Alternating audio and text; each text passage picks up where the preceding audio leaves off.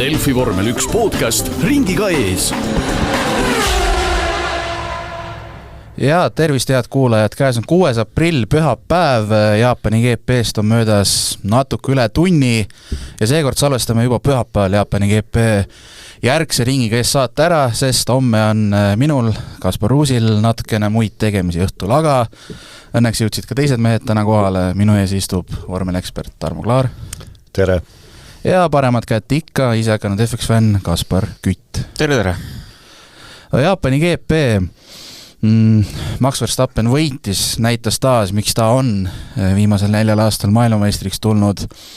Aga alustaks natuke varasemalt, alustaks sellest, mis juhtus paar päeva peale eelmist etappi ja mille üle me ka saates põhjalikult arutasime, et Red Bull tegi otsus ära, Liam Lawsonist sai nende tiimi ajaloo vähemalt praegu kõige lühema karjääriga sõitja, sai siis istutati tagasi Racing Bullsi ja sai oma võimalus Yuki Tsunoda, et siin vahepeal õnnestus ka Paul Aronit intervjueerida, kui ta Eestis oli ja tema ütles, et ühtepidi nagu oli üllatav, teistpidi ei olnud, aga see, et see nii kiiresti käis, üllatas ka teda, et kuidas, mis mõtetega ise seda uudist vaatasite? No suht selline tunne oligi, et me ka siin saates olimegi suht koht 2 vahel, et kes ütles, et see on loogiline, kes ütles, et see ei ole loogiline, aga päeva lõpuks loogilisust võib-olla näeb jah selles, et Tsunoda on paberil, ongi kiirem ja kogenum sõitja, aga karm ja üpris süke robustne liigutus on see ikka selles mõttes, et anta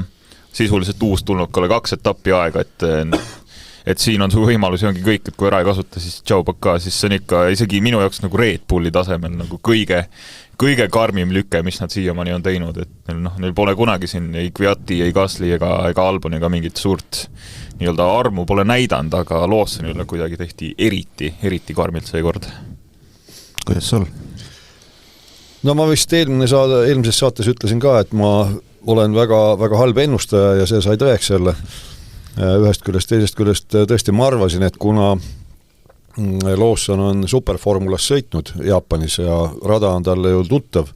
Tõsi, nüüd kui etapp toimus, siis me nägime, et oli seal üks üllatusmoment, nimelt uus asfalt suures osas rajal, mis oli suur tundmatu kõigile, aga põhimõtteliselt ikkagi, et rada talle väga tuttav, et eeldatavasti ikkagi Red Bull annab talle võimaluse ennast siis tõestada sellel rajal, mida ta läbi lõhki tunneb. Aga ei andnud. Teisest küljest, kui me mõtleme selle peale, et eelmisel aastal tänu sellele, et ei olnud sellist väärilist partnerit tiimikaaslase näol Verstappenil, siis kukuti ju konstruktorite karikaarvestuses 3.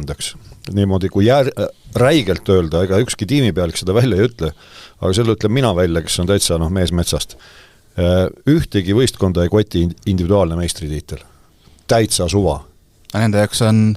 Nende jaoks on konstruktorite karikas, sellepärast, et selle konstruktorite karikaarvestuses hooaja kokkuvõttes jagatakse raha ja mitte vähe. Need on miljonid. Mul ei ole praegu seda spikrit kaasas, aga need on sellised summad, et kui ma õigesti mäletan, esikolmik praktiliselt saab oma selle eelarve lae summa kätte. Ja eelmisel aastal ju tänu sellele, et selle asemel, et võita konstruktorite karikas, kukkus Red Bull 3.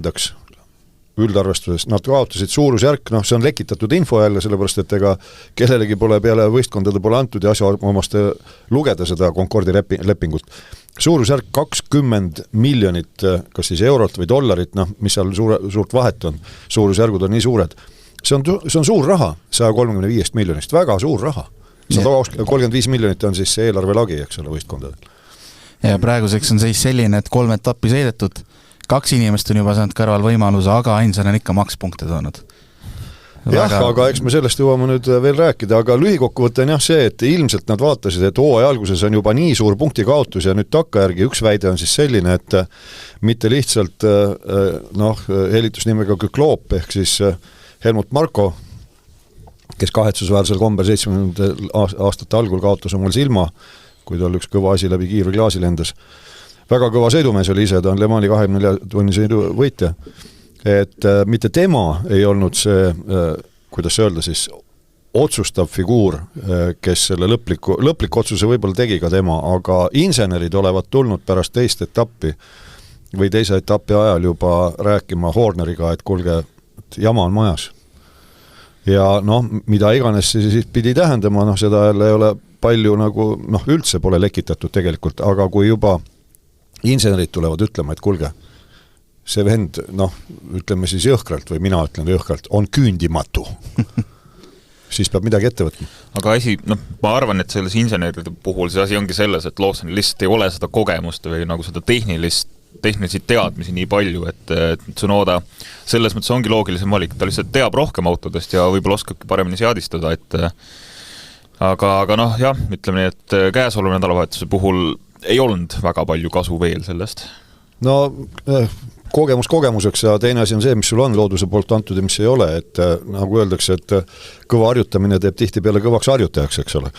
Et Franz Tost, kes oli siis Toro Rosso ja Alfa Tauri tiimi pealik siin, paljud oli 16 aastat kokku või väga-väga pikalt. Oli küll, ja tema ajal ju Tsunoda võeti Alfa Tauris, Toro Rossos, Viikarb, mis iganes, Racing Bulls. Ja Tost ütles ju päris räigelt, et te võite 100 aastat ka Lawsonile anda, aga Tsunoda on temast ikka kiirem. Lihtsalt Tsunoda peab ennast kokku võtma. Ja noh, see on ikkagi nii kogenud mehe poolt väga hävitav hinnang ausalt öelda ühele võidusõitjale. Ma pean silmas Lawsonit siis. Ja siin vahepeal levisid ju ka sel nädalal siis jutud, et selle eelmise aasta sõitjate vahetusel olla ka väidetavalt Adrian Newey nii-öelda oma sõna sekka andnud.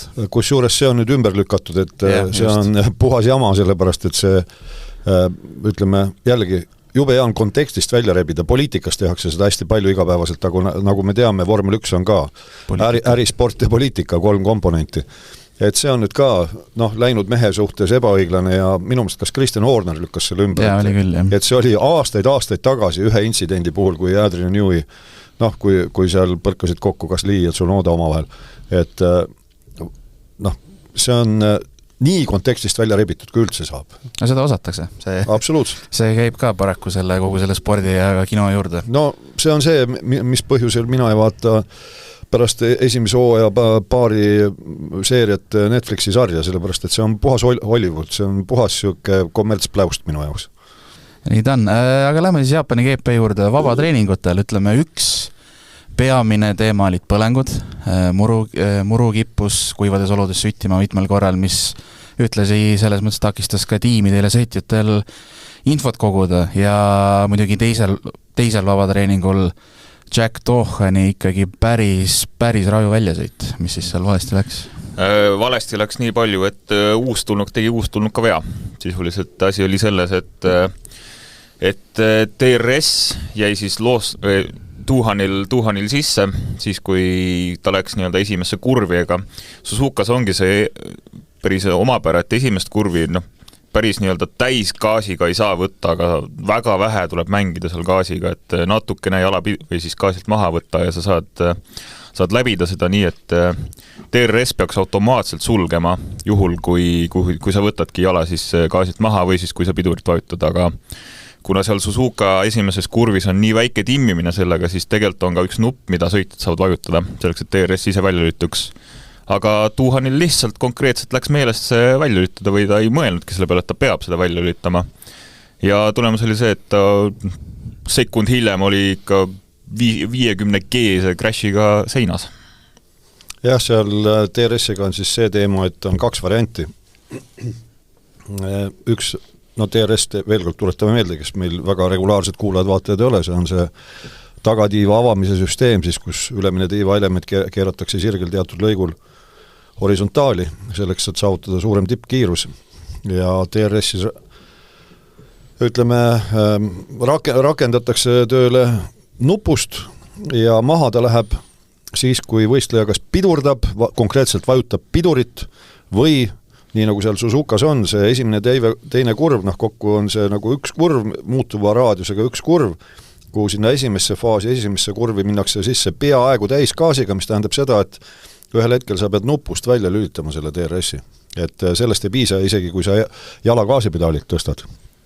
Ja täpselt, nagu sa ütled, et mis iganes põhjusel Doohanile jäi see nupp vajutamata ja ütleme selle õnnetuse järgsetes intervjuudes ka ta üsna, kuidas ma ütlen siis, resoluutselt keeldus küsimustele vastamast sel teemal, et kas ta simulaatoris on seda teinud ja kas tal läks meelest ära, nii et põhimõtteliselt sellele küsimusele ta ei vastanud, miks jäi see DRS tal peale nii-öelda. Ja see tähendas siis seda, et taga piisavalt survejõudu ei olnud, läks kurvi, tagasild, auto taga osa ei olnud piisavalt maha surutud ja rehvide haarduvus kadus ja läinud ta oligi.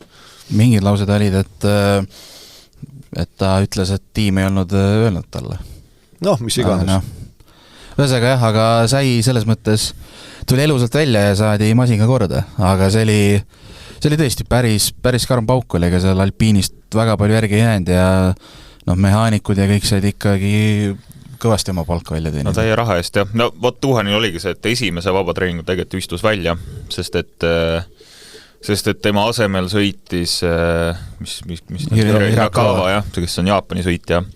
Ja Tuhan oligi esimesel kiirel ringil, mis ta saigi siis teha, see esimeses kurvis juba pani välja, nii et tema vabatreeningut jäidki väga lühikeseks selle pärast. No ütleme, tal vormel 1 kogemus puudub seal, aga puudus tähendab ennem seda nädalavahetust, aga ta oli seal varem sõitnud Aasia vormel 3, nii et rada kui selline oli tal tuttav. Nii et jah, paraku see tema aktsiaid ei tõsta, et mis iganes see põhjus oli. Avarii on avarii ja tõesti see nägi ikka väga-väga raju välja. Ja mul nüüd ausalt öelda nii palju ma ei kaevanud, kas ta nüüd monokokk vahetati välja või ei vahetatud. Tänasel päeval on ju reeglid sellised, et komplektset varvaautot ei tohi olla ühelgi võistkonnal, aga kõik vajalik on kaasas, see monokokk siis ka, inglise keeles öeldakse niimoodi rahvakeeliga tube ehk toru, aga tegelikult see on siis see monokokk, kuhu külge kõik mootor, vedrustus, kõik muud kilakola lähevad. Et see üks varu monokokk on alati kaasas ja kõik võimalikud varusõlmed ka, kõik, et uus auto kokku panna. Aga vahet ei ole, tegelikult see auto tuli uuesti nullist üles ehitada, et mehaanikud ilmselgelt väga vaimustuses ei olnud sellest Tuhani tegevusest. No sinu poolt mainitud see Netflixi sari ka, seal oli eelmisel hooajal, ma vaatasin ka üle paari aasta ära selle hooaja, kuigi natuke oli jälle ikkagi aeraiskamine, aga seal Flavio Briatore mingis klipis ütles ka Tuhanile, et meie kontrollime igat sentimeetrit sinust ja kui igu teed, siis on nii. Tore ju üks niimoodi pingavabalt sõita, vaata, pole mingit pinga. See on Netflix, jah, täpselt. Kui ei saa hakkama, siis ootab keegi muu varjus, nii et nii ta on. Aga jah, teine põhiteema, nagu mainitud, olid siis põlengud, et autod alt tõmbas sädemeid välja, kuna seal oli kuiv muru küll mingil määral kasteti, aga ei saanud piisavalt ja siis oli seal omajagu põlenguid, mis näeb ka siuke huvitav välja. Seda on F1-l ka varem olnud, oli siin eelmisel aastal, mõtlen, kas Hiinas äkki. Et see ütleme, tõi ka mitmel korral punased lipud ajuhtiselt välja. No kokkuvõteisel vabatreeningul oli 4 punast lippu, üks oli siis Alonso väljasõidust, mis oli ka omaette minu jaoks koomiline, sest see tema raadioside tähendab, et ta ei saanud aru, et me mingi, umbes niimoodi, et sõitis justkui üle mingi kühmu, et tagasilt käitus kuidagi imelikult, ma ei tea. Ja tagantjärgi intervjuudes kuskil, kui see nüüd ei olnud jälle kontekstist välja rebitud, jäetud lihtsalt see raadioside lõik. Väidetavalt, aga pärast seda väljasõitu, kui oli boksi jõudnud ja ajakirjanika kohtus, siis ütles ka, et täiesti arusaamatu, mis juhtus. Mis mõttes arusaamatu mees, sa sõidad peaaegu rattalaiuselt muru peale ratastega ja siis on kurv on paremale ja vasakpoolse ratastega sa oled just muru peal olnud. No, mis seal üllatavad sul on ja tõesti ebatasane see muru oli, ta ei olnud sile asfalt. Et see oli puhas sõite viga ja siis olid need murupõlengud, aga nüüd on siuke huvitav nüanss, et millest see muru põlema läks? No sädemeid lendas, nii. Kuiv ilm oli. Jaa, aga nüüd miks need sädemeid lendavad? Kas te seda poisid mäletate ajaloost? Oli periood, kus põhjalt sädemeid ei lennanud. See põhjaplaat on vist natukene madalamaks toodud. Ei. Paksemaks tiimitud. Ei, vaat siin on nüüd siuke asi nagu, ütleme siis, kuidas ma ütlen, niimoodi viisakalt, ma püüan nüüd hästi viisakalt rääkida, põhimõtteliselt Bernie Ecclestone oli selline tore mees, on siiamaani kindlasti, kas ta on juba 95 või kohe saamas, väga kõbus jätkuvalt, aga tema oli selline vend, kes aeg-ajalt mõtles igasugu trikka välja. Tõsi. Et oleks äge ja oleks atraktiivne ja siis ühel hetkel tal toimus kirgastumine peas ja meenutas, mismoodi Nigel Mansell ja kadunud Ayrton Senna võitlesid oma vahel 90ndate algul ja mismoodi siis auto põhjalt lõi sädemeid. Ja siis oli selline heureka moment, et aga teeme nüüd ka visuaalselt atraktiivsemaks. Ma ei ütle seda aastat täpselt, seda, kes meie kuulaja on, soovib, kaevab, leiab. Ja siis viidi tehnilistesse tingimustesse sisse nõue, et põhjaplaat peab sisaldama titaani. Miks? Selleks, et lendaks sädemeid, et oleks visuaalselt atraktiivsem vormel 1. Muud põhjust ei olnud. Ja oligi atraktiivne. Ja väga atraktiivne oli seal teine vabatreening, mis reeglina, ütleme, tavanädalavahetuse formaadis on, ma saan aru, mina oma pisikese peaga mõtlesin selle ükskord välja ja siis sain kinnitust ka, et ma nii rumal ei olegi, kui ma välja näen. Et see teine vabatreening reeglina on kõige olulisem tiimidele. Miks? Sellepärast, et see ajaliselt toimub samal ajal kui kvalifikatsioon ja võistluse teine pool, kui seda ajagraafikut vaatate, mis kellaajal miski toimub. Ja nüüd Suzukas see teine vabatreening tund aega oleks pidanud olema, reaalselt saadi rajal olla kas vaevalt pool tundi vist. Midagi taulist, 23 minutit. Nii et paljudel, kaasa arvatud näiteks Tsunodal, jäi pehme rehviga korralik sõit tegemata, sellepärast, et nii kui ta selle pehme rehviga rajal oli, nii olid punased lipud väljas ja sisuliselt kõigil tiimidel jäi see, nagu mina nimetan, see pikkade otste test jäi tegemata, et proovida järgi, kuidas siis mingi rehv, tavaliselt on, et kuskil 10 ringilised sellised lõigud, mida läbitakse, et aru saada, kuidas see rehv nüüd siis sellel uuel asfaldil toimib. See kõike tegemata üliolulisel teisel vabatreeningul. Ja seda ka uue asfaltkattega rajal. Just. Nii et veel kord, see, et sädemeid lööb, on puhtalt Herr Ecclestoni või siis Söör ta vist ei ole, Mr. Ecclestoni selline otsus ühel hetkel, et teeme visuaalselt vormel 1 ägedamaks. Aga iseenesest on ju visuaalselt äge vaadata, üks muru lõik põleb sul, vaata, seda sa niisama ei näe on ju kusagil mujale, ainult F1. Ja siis veel lisaks see ka, et Jaapani etapp nüüd mitmendat korda nüüd on kevadel, meie meestes vähemalt kevadel, neil on ka kevad, kirsid õitsisid ju, väga ilusad kaadrid olid seal ja varasemalt mäletame selgelt igasuguseid Häkkeneni Schumacheri kahevõitlusi, Prosti Senna kahevõitlusi hooaja lõpus, kus otsustati, kes tuleb maailmameistriks. Et ta oli kas päris viimane või üks viimastest etappidest sügisel. Ja mäletame ka seda, et mäletame niimoodi üldistan kõigi eest, et tänu sellele, et see etapp oli üks viimastest, seal on sügis, seal on orkaanid, siis on ju olnud neid juhtumeid ka, kus kvalifikatsioon on laupäeval ära jäänud ja sõidetud pühapäeva hommikul, sellepärast, et ilmastikolud ei luba. Ja see oli üks põhjus, miks siis toodi kevadel, et sellistes kahtlastes ilmastikoludes, jama, eks ole, televisioon, kõik, publik on ostnud piletid, antud juhul oli ka sel nädalavahetusel kokku 255 000 maksnud pealtvaatajat kogu nädalavahetuse peale kokku, eks valdav osa oli kindlasti selle 3 päeva piletiga. Et see oli see põhjus, miks toodi ta kevadele, et nagu ilmastiku pärast seal mingit jama ei oleks. Nüüd siis oli see, et liiga kuiv. Ja muru põleb igal pool ja ikka vaba treeningut teha ei saa. Nii, aga kvalifikatsioon.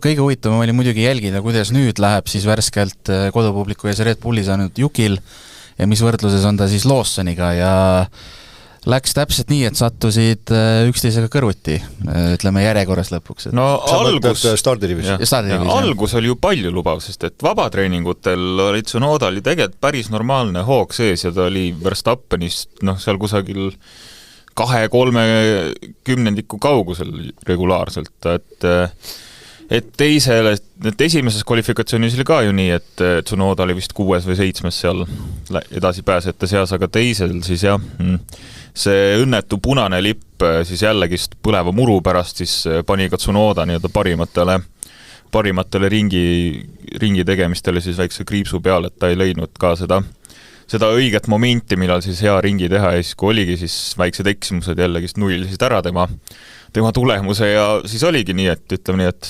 Drive to Survive'i meestele parim võimalik olukord, et Tsunoda viimane ja Lawson täpselt tema ees. Teises sessioonis siis. Jah, teises sessioonis, jah. 14-15, seal oli, kui ma õigesti mäletan, oli veel see teema ka, muide esimeses kvalifikatsioonivoorus neid Verstappeniga jäi lahutama ainult seal mingi narune 10 vist või, 1 10 Tsunoda oli väga konkurentsis. Ja väga terve nädalavahetus oli jumalast konkurentsis. Kui suures mulle väga meeldis see, kui kas see oligi esimesel vabatreeningul, küsiti Tsunodalt, et kuidas auto on, Tsunoda ütles, et tipp-topp, et kõik on tasakaalus, kõik on hästi ja siis kas hakkas insener tal midagi rääkima seal aegadest ja Tsunoda ütles, et ei, ma praegu ei pinguta üldse. Väga selline eluterve lähenemine, et tal on ikkagi 4 täishooaega on selja taga. Ja ikkagi tulen selle juurde tagasi, et kui ta sügisel sai pärast eelmist hooaega testida seda eelmise aasta Red Bulli, ta tegi refi testi vist neile, mis põhjustel ta sinna sanga lasti, kes ta ütles, et väga hea auto on ja mehaanikud olid tõsiselt ja insenerid tõsiselt üllatunud, et ikka aura käib ju, või see oreool või kuvand käib ju enne inimest tavaliselt tihti peale. Ja oli Red Bulli mehaanikutele, inseneridele ka selline mulje, et ta siuke mustlase püss on, et iial ei tea, kust otsast pauk tuleb, eks ole, ja mis ta üldse siin räägib ja teeb. Väga hea tehnilise tagasisidega, väga tasakaalukas ja nüüd me oleme ka kuulnud sel hooajal tegelikult, et ilmselt ta on ikka väga tohutu enesearengu läbi teinud, et ei ole sellist plärtsumist nagu kunagi oli ja ta suudab kuidagi neid oma emotsioone vaos hoida ja nüüd ennem siis Jaapani etappi ta ütles ise ka, et ta istus 2 päeva simulaatoris, seal Red Bulli simulaatoris.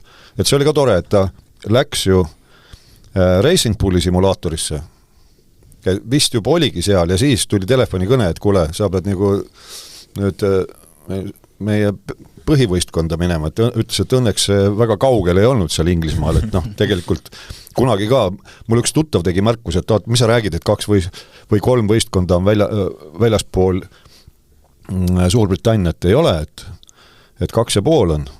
On jah, tõesti sellel Racing Bullil on ka üks baas on tõesti Inglismaal tõepoolest nüüd, aga varasemalt nad istusid ainult Itaalias. Nii et lühidalt, kõvasti tegi tööd, Tsunoda leidis seal mingi baas seadistuse enda jaoks ja sellest siis hakkas lähtuma ja ütleme, kui nüüd tuleme selle juurde, et see teine kvalifikatsioonivoor, kus ta siis tolles voorus jäi nii-öelda viimaseks, siis täpselt, et seal ta kõigepealt, minu meelest ta saadeti kasutatud rehviga kõigepealt esimest korda rajale.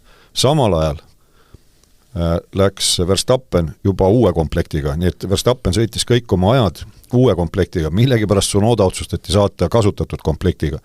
Ja elu on näidanud, et see on alati päris mitu kümnendikku aeglasem tegelikult kui uus komplekt.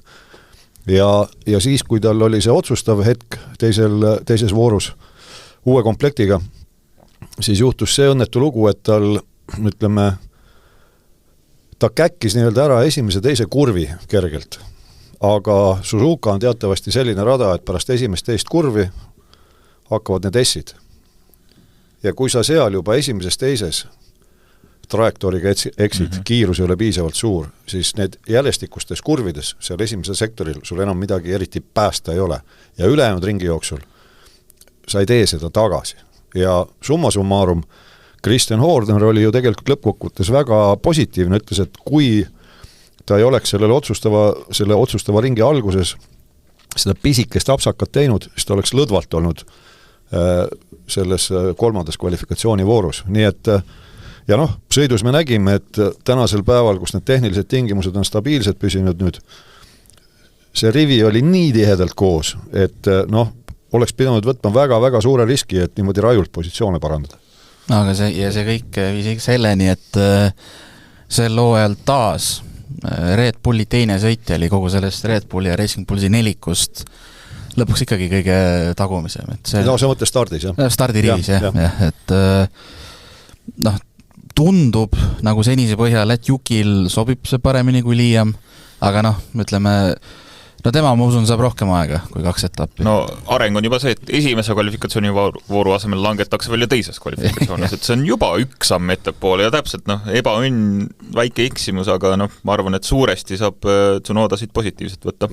Helmut Marko on juba välja öelnud, ennem Jaapani etappi ütles välja, et rohkem vahetus ei tule, et Tsunoda on lõpuni ja siin, mina jälle võib öelda, et vana Peer, vandenõu teoreetik mõtleb asju välja siin.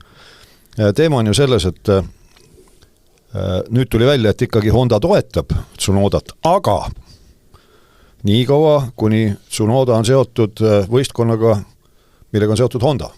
Ehk siis selle hooaja lõpuni Honda on Tsunoda taga, igasugu kõlakad on, et kui palju Honda seal surus sõrmisahtli vahele Red Bulli suurtel juhtidel õpetajatel, kui palju 10 miljoneid nad pakkusid lisaks seal, siis turundustegevuseks, milleks iganes. Et Tsunoda jääks hooaja lõpuni ja Helmut Marko isiklikult ütles, et Tsunoda sõidab meiega Red Bullis siis põhitiimis hooaja lõpuni, nii et mees sõnast, ärgas arvest, vaatame. Ja ütleme, maksisõiduni jõuame ka kohe, aga selle taustal, kes tegi jälle väga tugeva kvalifikatsiooni, Hadjar. Ja väga hästi vahenenud. Hadjar selles mõttes, teda oli väga veider kvalifikatsioonis kuulata, tal oli igast probleeme, esimeses kvalifikatsioonis eriti. Tal oli midagi endal nagu täpselt, ebamugav kokpis siis või? Iste oli kuidagi või istme siis või nagu turvavööd olid kuidagi ebamugavalt, et kahtlustatakse, et seal midagi surus tema mehe au peale, on ju, et kas üks munand oli natuke vales positsioonis või mis iganes, seal oli vales asendis, on ju, aga seda kiire maja sõidab. Ja, aga oli näha ka, et kui seal vahepeal oli see kaamera, kus siis nagu seadistati tema istet, siis ta ikka nagu väga valulikud grimassid käisid läbi, et ikka nagu väga ebameeldiv oli tal. No vaata, see Herugit on suurepärane, et sa nüüd selle mehe au võtsid nagu arutusele, et need, kes ei tea, siis võidusõidus on kasutusel autovõidusõidus 6 punkti turvavööd. Mida see tähendab? 2 turvavööd, kõik näevad, tulevad üle õlgade, 2 tulevad siis siit külgedelt puusade kandist ja 2 tükki tulevad jalgade vahelt. Ja näiteks, igal ühel omad iseärasused, näiteks Lewis Hamilton võtab oma mehe au ikka korralikult pihku ennem kui istub kokpiti ja seal ongi see üks väga oluline asi, et seda teavad meesterahvad, et kui seal teatud asjad kuhugi nagu pitsitatud saavad, siis ega sa nagu midagi teha ei saa. Kuni sinnamaani välja, et võib-olla järgmine Farinelli, eks ole, ja seda Hadjar kuidagi ei tahtnud. Nii et mis seal nüüd täpselt oli, sellepärast iste on tehtud ju, ta on seal paigas ja huvitav see, et esimese 2 etappi jooksul vähemalt meile seda raadiosõidet ei lastud, et tal mingi taoline probleem oleks olnud. Et kas ta siis oli nüüd kuidagi ebaõnnestunult, seal ütleme jällegi F1 TV vennad seal rebisid kildu, et esimest korda on hoopis teine aluspesu ja siis Jacques Villeneuve täpsustas, et oot, seal ei ole niimoodi, et kas seal on bokserid või stringid, et reeglid näevad ette, et tulekindel peab see aluspesu olema ja seal nagu sellist valikut väga ei ole teil. Kokkuvõttes toimis, sest kiiresti oli vaja vormeist välja saada, seega oli vaja kiire ringaeg sõita. No seetõttu ta saigi väga kiiresti sealt välja, et ta ei tahtnud Farinelliks saada, eks ole. Ja see on väga, tegelikult ka, see on väga-väga oluline, et sul need rihmad oleksid õigesti ja mul tuli kohe sellega seoses meelde, et kui see Hans võeti kasutusele aastaid tagasi, siis kadunud Justin Wilson, kes kahjuks Indikaaris õnnetult hukka sai väga totaka õnnetuse läbi, tema, tal oli, hüüdnimi oli tal veel kaelkirjak, kuna ta oli üle 1,90 m pikk ka. Justin Wilson, kui ta sõits Minardiga ja tulid need rangid kaela nii-öelda, see Hans, siis need esimesed, eks see oligi, vormel 1 jaoks natuke lapse kingades, siis mõnikord nad seal surusid kas kaelasoontele või niimoodi, et vereringe oli häiritud ja mõnel mehel, ma mäletan just Justin Wilson oli see, et ühel hetkel töötas, et kurat, ma ei tunne ma ei mäleta kumba kätt enam ja tuli ka seal treeningul ära boksi ja sätiti, seal pandi polstrid kuhugi juurde. Nii et need jõud on meeletuud, mis seal mõjuvad. Et inimesed, ma ka võin öelda, et ma kujutan ette, tegelikult ma ei kujuta ette, see on ikka meeletu, kui on 5G-d on sul seal pidurdusel või 5-kordne su, ma ei tea, enda keha ja auto raskus on sul peal kõik, et ja siis kuskil midagi soonib natukene valesse kohta. Väiksed detailid, jah. Pehmelt öeldes valus. Võtame sellega kokku. Enne kui läheme Verstappeni ja selle tipu juurde, fikseerime sellega ära, et Lawson ja Tsunoda said lõpuks siis koht eespool alustada, sest et Carlos Sainz sai karistada Lewis Hamiltoni nii-öelda blokeerimisest, et seal Sainz just lõpetas oma kiiret ringi, Hamilton oli alustamas ja siis seal minu meelest Sainz tuli tegelikult boksist välja. Kas ta ei lõpetanud oma minu meelest ta oli just boksist välja tulnud ja see oli täpselt see esimene teine kurv ja see on nüüd jällegi see koht, kus sõita ise ei näe. No see on tiimitöö. See on puhtalt tiimipläkk ja selles suhtes muidugi Hamiltonil rikuti ära see õnneks ta sai edasi, see oli teises kvalifikatsiooni voorus, kui õigesti mäletan. Jaa, tal oli aeg all minu arust. Tal oli aeg all, nii et ta sai ilusasti edasi. Aga põhimõtteliselt see on selline tiimi viga, kus nad ei ole võistlejat informeerinud, eks ole, ja Sainzil oli seal väga vähe midagi teha, mis ta oleks saanud teha, ta oleks pidanud kurvi sisse muru peale sõitma. Nii oli jah. Ja aga tipus, ütleme Q3 keskel vahed väga tihedad, esinelikus kõik 4 tipptiimi esindatud. Et oli selge, et kui nüüd minnakse sellel viimast ringi tegema, et siis tuleb põnev heitlus, mina oletasin, et M-Kumb McLarenist hoiab napilt selle esikoha ära, tegidki väga head ringid ja siis tuli Verstappen ja tegi ilmselt viimast aastat ühe kõige mälestusväärsema kvalifikatsiooniringi. Ühe oma elu parima kvalifikatsiooniringi. Ja segan korra vahele, see siiras rõõm, mis tal pärast täpselt, oli. Täpselt, ei ole ammu kuulnud, et Verstappen päriselt nagu õnnelik on millegi üle, aga see oli ikka tõesti täiesti imeline ring ja mis oli 0,012 kiirem siis Norrisest peaaegu üks sajandik jah, et oligi täiesti filigraanselt sõidetud ja vaatasin hiljem videot ka, et suuresti see edu tuligi just sellise viimasesse šikaani pidurdamisest, et ta pidurdas mingi 20 meetrit hiljem Norrisest, et ma arvan, et iga teine sõit ei oleks suutnud autot kontrolli all hoida, aga Verstappen tegi seda perfektselt ja mis teha selles mõttes, see on, kui keegi on nagu ilmselgelt oma klassi parim sõitja, siis üksid asju ta teebki. Ja seal Christian Horner väitis ka, et ennem Suzukat mõeldi hästi läbi, mis seal 2 esimesel etapil oli toimunud ja siis autoseadistus keerati 2 eelneva etapiga võrreldes pea peale. Kuskil seal mingis inglisekeelses portaalis keegi rääkis, et kvalifikatsiooni ajal keerati pea peale, ma mõtlesin, et inimene pole jälle reeglid üldse lugenud, et mulle nii meeldis, kui siin mõni aasta tagasi Hamilton ise siis ütles, et tõi rahva maa peale, et kahjuks kvalifikatsiooni ajal meil ei ole enam mitte midagi teha, kui me oleme boksit välja sõitnud. Kõik on ennem tehtud, ainult esitiiba saad reguleerida ja refi rõhku kogu muus. Aga auto juures on nii palju asju, need autokõrgused, ette taha jooksud, külgkalded, seal on miljon asja, mida saab muuta, aga selleks hetkeks, kui sa sõidad boksist välja kvalifikatsioonis esimest korda, on need seaded paigas ja kui siis on midagi untsu läinud, siis on kehv lugu. Aga lähme siis pühapäevase sõidu juurde, et kui siin olid esimestel päevadel olid põlengud teemaks, siis pühapäeval oli juttu, et äkki tuleb vihma. Suzuka ringrada on ka seal üsna mere lähedal, et ei tea, kui kiirelt see ilm muutub.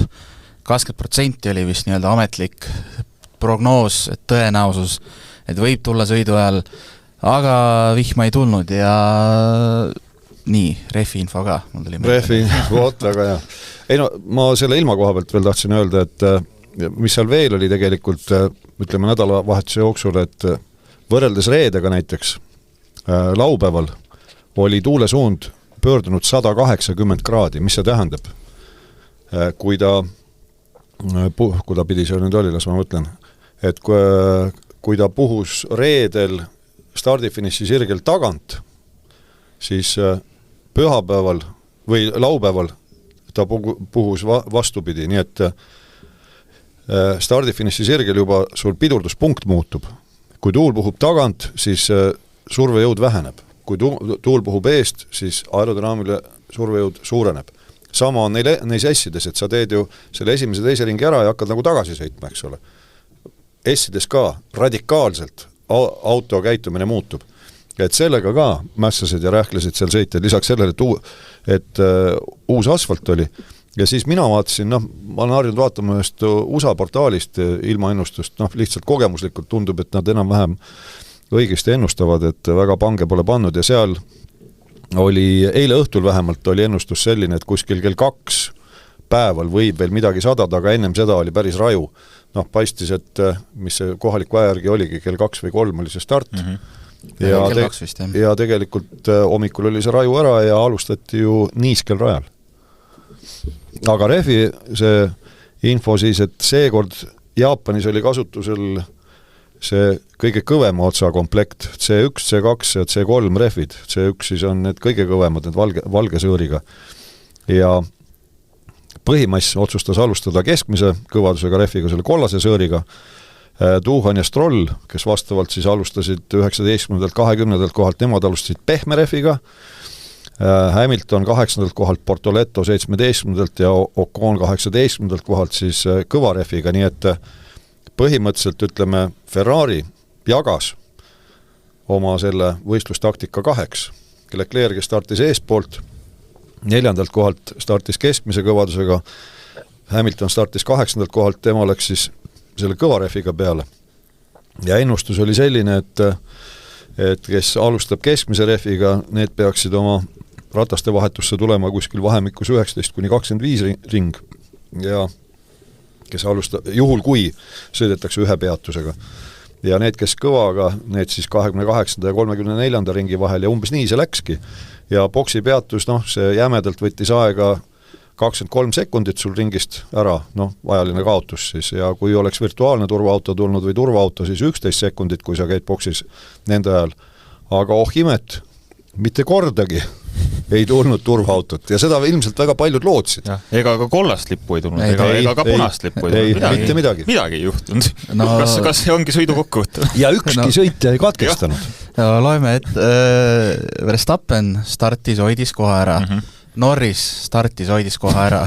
Jätka. Piastri startis, hoidis koha ära ja nii hoidis kogu esikümme koha ära. Ja siis kuni esimeste boksi peatusteni esikümnes midagi ei muutunud. Ka pärast boksi peatusi, ütleme lõppjärjestuse mõttes väga palju ei muutunud. Küll oli üks boksi, ütleme 2 mehe samaaegne boksi peatus oli päris pull. Ja selline see Jaapani kepp oli.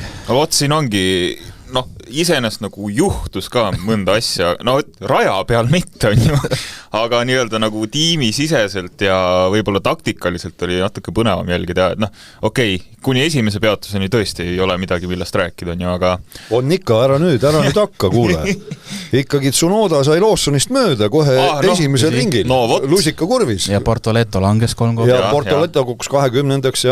aga see on sul tõsi jah, et ega seal muud ei olnud sellel etapil kahjuks selline norskamisfestivali moodi ta oli, aga olid just need, kuna siis ma ei tea, ülekande režissöör sai ka aru, et värv kuivab, eks, mis me teeme, siis lasti igasuguseid meeliülendavaid raadioside lõike meile. Aga mina seda, mis mind närvi ajas, kui tulid need boksi peatused ja siis tuli äkitselt, Verstappen sees, kohe Norris sees, ja kui nemad seal boksi peatuses kõrvuti olid, vot seda ühte asja laivis ei näinud näiteks Leclerc'i. Me nägime Leclerc'i autokaamerast, et midagi toimub seal ees, aga see, mis seal toimub, need läksid eest ära, me ei näinud seda täpselt, me lihtsalt nägime, et midagi hakkas juhtuma, on ju.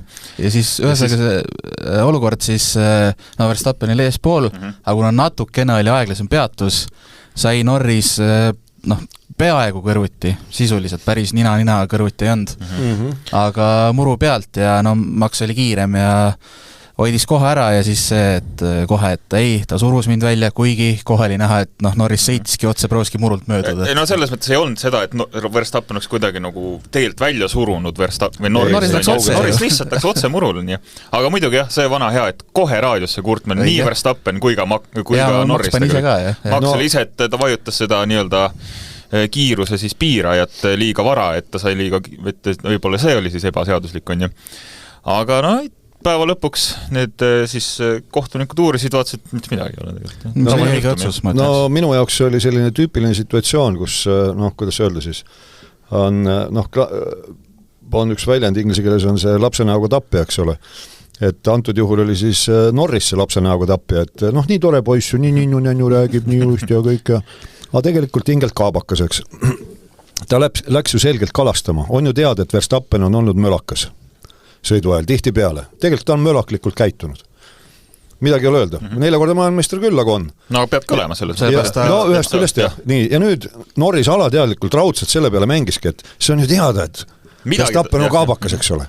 Aga kui siis vaatad seda raadiosidet ja seda, mis rajal toimus, mida siis pärast meile näidati mõlemast autost, eks ole, siis kuidagi see pilt ja tekst ei lähe kokku üldse. Aga mind, F1-s veel eriti kõik käib, nii otsused käivad nii millisekundite ja kõik reaktsioonid, aga sul on ju kohe kordus võtta. Ja muidugi, muidugi. Nagu jalgpallis samamoodi, sa ei saa seal taivida ju, kui kõik kohe ära. Aga vot siin ongi see sõitjate ego ja kõik tuleb mängu. Ja ma saan aru, sul nagu nii sina arvad, et sul on alati õigus, nagu F1 sõitja arvab, et tema teeb nagu oma vaatest kõik õigesti. Tema ei usu, et tema eksib selles mõttes ju. Seal oligi jällegi, et see brigaad, keda mina kuulasin, seal oli ka muuhulgas Jacques Villeneuve, et tema on ka selline paras mätsaja olnud terve oma karjääri jooksul, eks ole, vormel 1. Et seal nad ka arutasid, et kas oli nüüd nagu selline ohtlik rajale laskmine McLareni tiimi poolt. lõpuks kohtunikud leidsid, et väga ei olnud, tegelikult oli tõesti niimoodi, et Verstappen oli juba sutsu ees, kui hakkas Norris liikuma oma boksist. Ja sellises situatsioonis tõesti, ta oleks pidanud aru saama, et alateadlikult selle murdosa sekundi jooksul, tal on nii palju kogemust Verstappeniga, kurat Verstappen ei anna järgi. Ja sa ise oled praegu rajale tulemas sellele kiirele sõidujoonele, see fast line, eks. Midagi oli teha, Verstappen on natukene eespool, pead leppima. Sa pead võtma talle sappa. Aga ei, oli vaja nokkima minna. Ja siis kurat surus ka. Surus, nii. Ja pärast seal, kui nad selles jahtumisruumis olid või siis kui sõit oli läbi, eks ole, vaatasid neid videoid ja jäid vett seal ja selline mõnus small talk käis, siis ma ei mäleta, kas Piastri mainis, et kurat, see oli nagu rajapiiride ületamine et track limits, et mis käis siis Norrise kohta, tiimikaaslase kohta, et tegelikult tõesti, ta ju tahtis muru pealt raja kõrvalt mööda sõita Verstappenist, et see oli selline klassika, kus alateadlikult mängis Norris selle peale, et Verstappeni maine üldiselt on sellistes olukordades ääretult halb, et äkki läheb õndeks. Aga ei läinud. Ei läinud. Aga üks asi ikkagist, mis minule jäi silma, oli see, et Verstappen tegi imelise sõidu, aga McLaren ise ka natuke ikkagist käkkis selle sõidu ära. Tahtsingi sinna jõuda. Just strateegia poolest on ju, et sõit oli nii, nagu me nägime, aga strateegias oli neid võimalusi, kuidas siis Verstappen natuke ebamugast tekitada, et alustades siis sellest esimeses boksipeatuste faasist, siis ma ei saagi aru, miks, aga boksipeatust vist algasid sellega, et Russell läks esimesena boksi ja McLaren vist vaatas, et äkki ta hakkab Piastri poodiumit ohustama, et paneme Piastri hoopis, saadame tema boksi. Kuigi tema oli ju võidukonkurents. Ta oli võidukonkurents, siis Russell oli ikkagist mingi 5-6 sekundi kaugus. Ma ei saa aru, mis ohtu nad Russellis äkitsi nägid, et nad vaatasid eelmise 2 etappi 3. kohta. Nad vaatasid, et matemaatiline jada peab ju korduma, vaata selles mõttes. Ei, see oli tõesti hästi veider, et Russell tõesti võeti 20. ringil sisse ja Piastri kohe järgmisel, et mul oli see ka täiesti arusaamatu, et nende Villeneuve mainis ka selle ära, et nende tempo oli ju kõrgem kui Russellil, et oota, mis asja mõte oli? Ei saanud aru. Ja see ka, et selle asemel, et siis Piastrile läks nii, aga teeme siis Landoga midagi teistsugust, et ärme päris täpselt järgi tee seda, mida Max teeb, siis meil oli mingit lootust sisuliselt, kui me täpselt sama asja teeme. Aga ikka täpselt sama, siis kui Max läks kohe Lando ka ja siis sellega sisuliselt kadus kõige parem võimalus võit ära võtta, kadus ära. Ja McLaren natuke enne seda proovis ka nii-öelda bluffida Red Bulli, et Lando tule sisse, me saame teda undercutida, mis tundus maailma kõige avalikum bluff üldse. Ilmselgelt Red Bulli liigutanudki. Ja nii ta oli. Räägiks selle McLareni omavahelise dünaamika seal viimasel 10 15 ringil ära. Seal oligi see, et sisuliselt vahe nii Maxi kui ka Lando, kui ka siis omakorda Lando ja Oscari vahel oli seal kogu aeg 1-2 sekundi vahel, et kõikus, aegalt oli natuke alla 2, aegalt seal lähem 1 sekundile. Aga mingi hetk, mulle sai ikka selgeks, et Lando oma tempoga Maxi väga ei ohusta. Selja taga Oscar, aga oli märksa kiirem ja ta oli ikka stabiilselt, Lando oli ikkagist mingi poole sekundi, aga temal oli kogu aeg DRS, aga Lando Maxi DRS ei jõudnud. Ja siis mingi hetk hakkas Oscar ka raadios viitama sellele, et kuulge, et kui Lando nüüd ei tõsta oma tempot, siis äkki andke mulle võimalus, et ma tunnen, et ma saan Maxi püüda, aga Landol ja see sõnum, ma arvan, et ei jõudnudki kunagi, et ja nii see jäigi põhimõtteliselt, et McLaren oli teinud suhteliselt selge, et minu meelest suht loogilist otsust, et laseme Oscari mööda, anname talle vähemalt võimaluse Maxi püüda. Ja siin segan vahel tuli ka just saate eel Kiri Andruselt, küsis just selle sama McLareni olukorra kohta, et mis sa varem, kas oleks tulnud McLarenil lasta Piastri mööda, mina arvan küll, ja kas või see sama, et kui ta ei saa Maxi kätte, siis saab ju alati, kuna Leclerc oli väga kaugel, lihtsalt anname Landole koha tagasi. Täpselt, ja seda on enne tehtud, see ei ole mingi unikaalne nähtus vormel 1, et see ei ole mingi täiesti enne läbi katsetamata strateegia. Ma arvan, kõik tiimid on mingi hetkel seda nippi teinud, et jah. No ja lisaks sellele veel, et see ei ole enam illegaalne, et kunagi olid need tiimikorraldused illegaalsed, mäletame seda, kuidas siis Ferrari sai $1 miljon karistada, kui seal Barrichello lasi viimasel hetkel Austrias mööda, kas oli 2002 või Michael Schumacheri, kui teda oli palutud ja lõpuks ähvardatud peaaegu terve sõidujooksule, kuigi Rubens oli selgelt kiirem kui Schumacher. Aga siis olid hoopis teised reeglid. Nüüd sellist asja enam ei ole, et ei tohi niimoodi võistluse käigus kabetada ja ei tohi otse öelda, et vahetage kohad ära. Täpselt, et seda on juba aastaid tehtud. Ja no, ütleme see, et oli seal Piastril siis Norrisel vahe, kuskil paar sekundit Verstappeniga. No mina panin selle puhtalt selles mõttes sellise taktikakavaluse peale, et ei tahetud väga rehve ära kulutada.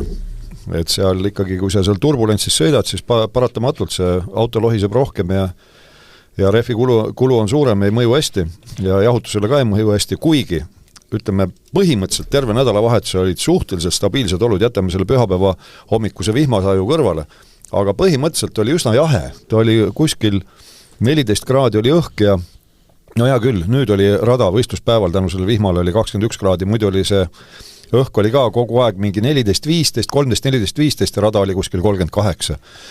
Aga oli ju info, et üllatavalt hästi, selle vähese vaba treeningute kilometraaži pealt ka, oli tegelikult info käes, et selle uue asfaldi peal rehvid käituvad üllatavalt soodsalt võistkondadele, et ilmselt saab nendega pikemalt sõita, kui algselt plaanitud. Ja minu meelest see McLareni möödapanek oli muulgas selles, et võistluse lõpus siis liiga hilja lubati alustada sporti, sellist otsest korraldust ma ei mäleta, et ma oleks kuulnud, et Norrisel oleks öeldud mingil konkreetsel ringil lõpus, et now you can push või midagi taolist. Aga see jäi hiljaks. Ja teisest küljest, ega Verstappen on ju vanakala, eks ole. Eks ta ka tunnetas, kui palju ta nüüd piiri peal seal sõitis ja kui palju ei sõitnud. Ja siin ma olen nõus, et Piastri tundus kiirem, oleks võinud kohad vahetada sellepärast, et hooaeg on ju alguses, mis sest, et nüüd pärast seda etappi ka Norris on 1 punktiga ees Verstappenist veel, aga ikkagi, et põhimõtteliselt teil on ju konstruktorite karikas mängus. Te olete niikuinii 2-3. Eeldatavasti noored mehed on nii palju epistlit saanud seal pikki peapekki neile antud koosolekutel, et külgepidi ise kokku ei sõida, 11 rajalt välja ei sõida. Et tehke see kabetamine siis ära, proovige, kas õnnestub ja kui ei õnnestu, siis aumeeste värk, kabetage tagasi siis need kohad. No mulle jättis see küll selle mulje täpselt, et just taga Leclerciga vahe aina kasvas, neil oli tegelikult mingi 15 ringi aega vangerdasid. Absoluutselt. Et nad jälle täiesti ohutu. Munesid lihtsalt. Munesid. Mingi otsustavus. Selles mõttes ei munenud, sest et lõpuks ei tulnudki otsusin ja see ei ole see, et nad ootasid otsust, nad lihtsalt ei teinud seda nagu selget otsust. Aga täpselt Maxile öeldi ju mingi 15 ringi enne lõppu, et nüüd said rahulikult suruda. Ära muretse, on ju refid peavad vastu. Juba siis oleks pidanud selle otsuse kiiret tegemata Lando, nüüd sul on aega, ma ei tea, 5 ringi, et püüa kinni, kui sa ei saa, siis teeme vahetus. Jah, mul on isegi kirjas 36. ringil Verstappenile tuli siis kõne, et võid nüüd suruda, you can push now. Egas ta selliseks esikolmiks siis jäi, kogu esikuuvik jäi samaks, ehk siis Leclerc 4, Russell 5, Antonelli 6, Antonelli tegi ka ajalugu, sõidu keskel, kui ta seal boksid, tema pides keskmistega kõige kauem vastu. Antonelli tegi ju väga hea sõidu tegelikult. Täpselt selle keskmise, keskmise rehvi seguga siis üle 32. ringil alles boksi ja vahepeal tegi ka selle ajaloo, et kõige noorem sõitja, kes on siis juhtinud F1 etappi. Ja üldiselt ka kiiruse poolest siis, vist jäi talle kõige kiirem ring ju. Ja vahe Russelliga on just, tegelikult oli ju nii, et Hamilton oma kõvade rehviseguga ja Antonelli keskmisega, nad tulid sisuliselt samal ajal boksi ja nad olid üksteise taga ja siis mina arvasin küll, et siis mingi hetk Hamilton püüab kinni ja läheb Antonellist siis pehmema seguga mööda, aga ei juhtunud ja hoopis vastupidi, et Antonelli tegi siin väga häid ringe. Et tema poolt väga hea sõit ja ütleme nii, et tundub, et see investeering esialgu vähemalt tundub, et tasub ära küll. Ja Antonelli puhul siis selle 1 rekordi ta võttis, aga üks jääb ootama veel uut, et täna oli viimane etapp, kui tal oli võimalus Verstappenilt F1 ajaloo kõige noorem etapivõitja rekord ära võtta. Aga seda ei tulnud seekord. Aga ei, väga, väga suurepäraselt sõitis ja esikümnes siis ainus muutus, mis juhtus. Hamilton sõidujooksul sai mööda Hadjarist 6. ringil. Autosõiduga. see on isegi haruldus tänase sõidu puhul. Mulle meeldis ka seesama, nagu ma ütlesin ka, mina olen need F1 TV peal, et nad seal lõpus, kui tähistamine oli, siis kommentaatorid ütlesid, et edu tipphetkete kokkupanijale või midagi sellist. No täpselt, et proovi see värvi kuivamine niimoodi atraktiivselt kokku monteerida. Ma ootan huviga seda Racing 30 Minutes highlighti, vaata see 2 minutiga on see asi tehtud. No seal võib-olla on põhirõhk pandud raadiosidele, sellepärast, et olgem ausad, Alboni raadioside, ega me ei tea ju, mis see tavaliselt, milline ta on. Aga selline võistkonna sõim, seda nüüd iga päev just meile ei lasta. Ta oli hämmastavalt vihane, nagu ma ei saa aru, miks ta nii vihane. Ta oli tegelikult väga hea sõidu tegi, 9. koht Williamsiga. Mis tal nagu, ta oli ikka konkreetselt nagu mölises tiimis. Ja kusjuures Albon muidu tuntud kui üks kõige rahulikumaid sõbralikumaid. Väline kuvand, selline väga hästi sõbralik. Aga Williamsil on nüüd 19 punkti 3 etapiga, rohkem kui eelmine aasta kokku. Ja ükski pole Sainzi poolt tulnud, mis on hämmastav. Ja kes oli teist etappi järjest veel viimasena, seekord viimasena eelmine kord 8. Oliver Biermann-Haasiga, samal ajal kui Ocon jäi kaugele, et Biermannilt on nüüd ütleme siin 2 viimast etappi on väga-väga okeid olnud. No kvalifikatsioon ka oli ju tegelikult väga, me sai mainitki, et tema oli 10. Ocon 18. et see oli ikka, Biermannil läheb ka ikka väga hästi esimene täispikk hooaeg praegu. Jah, et kui seal esimesel etapil sel hooajal rääkisime just, et seal praktiliselt kõik, kas see oli peale Antonelli, põrusid nii-öelda, hea küll, seal Portoletol vedrustus purunes, aga põhimõtteliselt kõik nägid kehvad välja, siis nüüd on küll niimoodi, et ütleme, Antonelli jätkab häid etteesteid, Hadjar jätkab üllatamist positiivses mõttes ja Biermann on selle Haasiga ikkagi väga tugev, et siin pole midagi öelda ja tegelikult ma pean au andma siiski ka Tsunodale, et ta Alonso järel lõpetas seal 12. kohal, Alonso ja Biermanni vahel juba päris mitu sekundit vist seal väga lootust ei olnud punktile jõuda. 3 sekundit, ega sealt ei lüünud. Aga summa summarum tegelikult Tsunoda tegi päris hea etteaste, ütlen mina. Et hea küll, seal kvalifikatsioonis otsustaval hetkel tuli see näpukas sisse, aga mina kannan selle ikkagi ka tiimi arvele, et nad ei lasknud talle uue refi komplektiga seda aega alla sõita. Et kas nad olid siis tõesti nii enesekindlad üks asi, teine asi mõtlesid võistluse peale, et kuidagi võib-olla mingi taktika variant nõuab selle kõige pehme refi kasutamist, et jätame ühe komplekti varuks, ei tea, ega keegi seda meile ütlema ka ei tule. Aga üldkokkuvõttes tegelikult Tsunoda ju parandas 2 kohta võrreldes stardiga ja minu suur lammik Liam Lawson kaotas 4 kohta võrreldes kvalifikatsiooniga, nii et lõpetas 17. kohal, alustas Tsunoda ees 13. kohal, nii et ja võrreldes Lawson võrreldes Hadjariga jällegi öö ja päev, Hadjar 8, Lawson 17. Jah, Hadjarilt ka tegelikult ju karjääri esimesed punktid, mis on tema jaoks ilmselt väga, väga suur tunnus ja õige ka, et lõpuks ometi kindlasti ta on, ma ütleks, peaaegu iga etapp on midagi väärinud ja nüüd ta sai midagi kätte ka, et jah. No tegelikult ka Tsunoda, vaadates, kuidas ta ka RB-ga oli ju täiesti punkteitluses, kuni siis tiim sekkus. Seekord õnneks jah, et kuna oli üks boksi peatus ainult kõikidel, siis ei olnud RB-l seda võimalust kuidagi väga ära käkkida, ei pidanud ise mõtlema peaga, lihtsalt tee seda, mida teised teevad ja tuli ka punkti koht. Aga võtaks ühe küsimuse veel või on veel Jaapani müstiliselt põnevast etapist midagi öelda? Tead, Lance Stroll meie lemmik.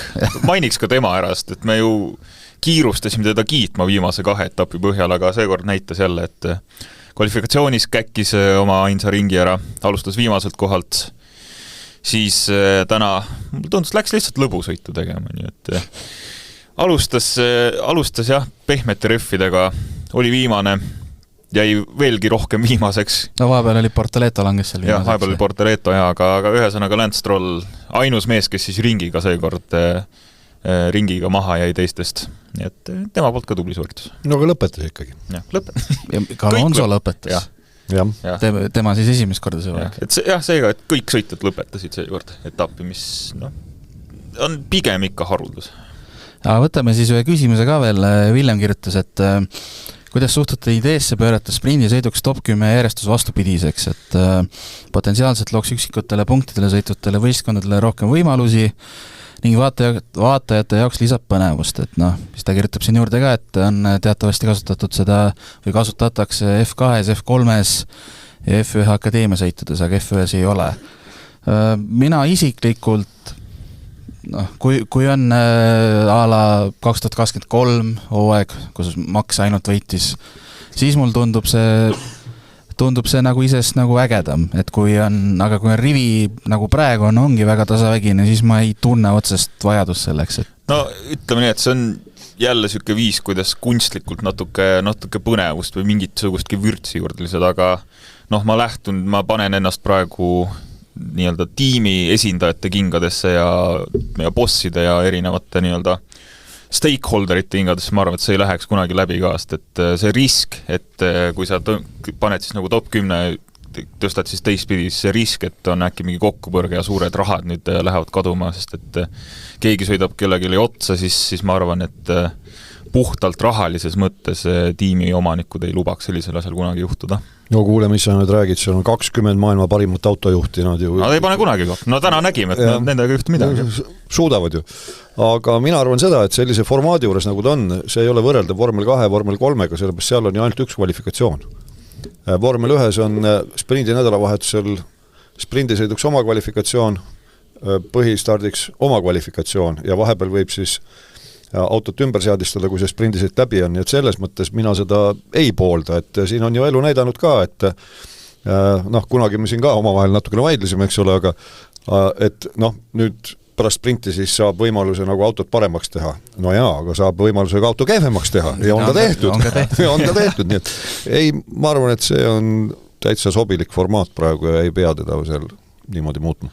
See, et see nii-öelda järjestust vastupidiseks tehakse väiksemates sarjades on, noh, ma näen siin ka seda loogikat, et siis näeb ka rohkem võib-olla mõne kehvem autoga sõitjat, et kuidas ta noh, kuna noored sõitjad tahavad ju F1 jõuda ja nended on nii-öelda edasi areneda, et siis näebki lihtsalt nende puhul natuke rohkem, kuidas nad võidusõidus hakkama saavad. No vot, siin on ju ka see, et vormel 2-s noh, põhimõtteliselt on ju võrdsed autod selles mõttes, et just, monosari ju. Jah, aga F1-s ei ole selles mõttes, et noh, kui me F1 võtaksime, noh, kui a la tänases või eil oleks sprindisõit ja Peermen oleks esimesena alustanud seda, et kui kaua oleks läinud aega, et ta oleks juba tagasi 10. Seda me nägime eelmine aasta või üle-eelmine aasta, kui Magnussen kui kiiresti see läks, on ju.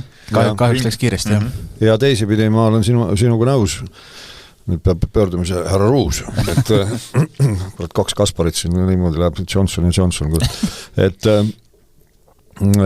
teisipidi ka seal, ütleme, vormel 2, vormel 3 see pööratud järjestus, et okei, sa oledki tipptiimis, noh, nagu siin aastaid on Prema olnud või noh, näiteks ütleme ala ja ongi väga hea võistkond, oskavad autot kiireks teha, eks ole, mis sest, et monosari, aga nüüd sa oled kvalifikatsiooni võitja küll, aga pead sprindisõitu alustama 10. kohalt, no näita nüüd, et oled sõidumees. Näita, et sa suudad võidu ka sõita, mitte eraldi stardist paugutada. Et seal on see igati mõistlik, et täpselt õige, et aru saada siis, mis kellegi väärtus on võidusõitjana, sellepärast, et kui sa ei suuda võidusõita niimoodi mehe vastu, võib-olla siis sa pead mingi teise distsipliini valima, ma ei tea, mäkkesõidu või autoralli või seal ju on stopperi vastu.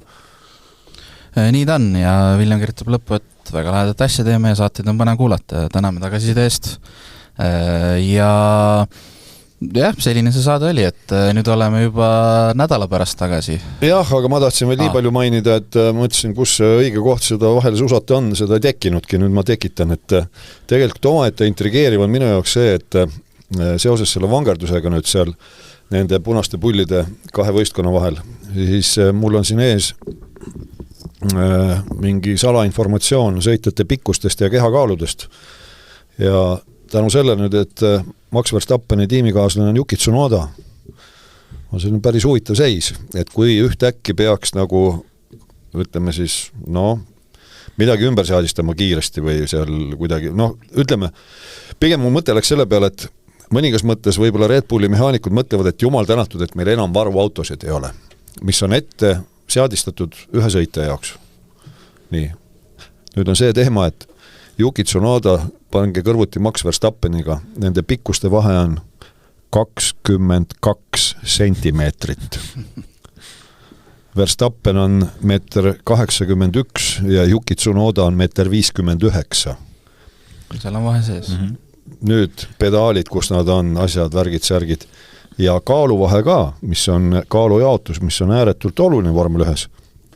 See nüüd mängib jälle mõningas mõttes võib-olla Yuki kasuks, et tema autot on võib-olla parem seadistada Yukile meelepäraseks, sellepärast et ta on 18 kilo kergem kui Verstappen. Nii et seal on nagu Taavet ja Koljat kõrvuti, et tegelikult see on selline omaette huvitav nüanss.